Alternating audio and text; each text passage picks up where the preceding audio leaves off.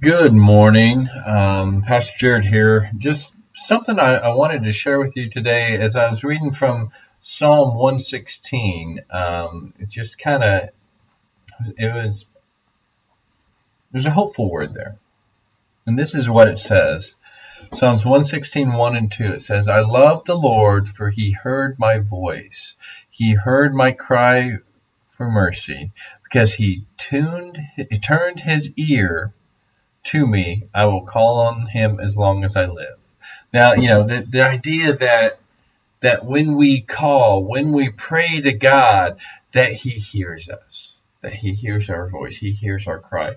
But that's powerful enough. But this idea in verse 2, he turned his ear, the ESV has, he inclined his ear.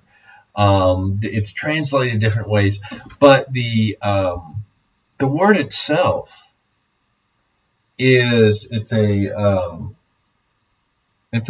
verb form that is reflexive, that God does something himself, and really the verb is used to talk about spreading out or turning towards or bending down. And so like this image here that the New Living Translation has is that God bent over to hear us.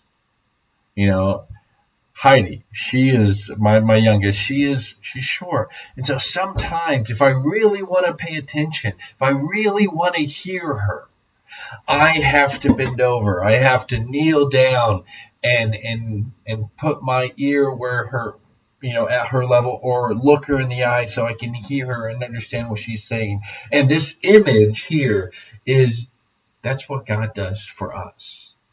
That him inclining his ear, him turning his ear, is him coming down, bending over, so that we can be heard clearly. The other thing that does, I know when I do that for Ruthie or Heidi, it lets them know that I care and that I am listening. And so we have this assurance that he listens, but he cares and he values us. That's amazing.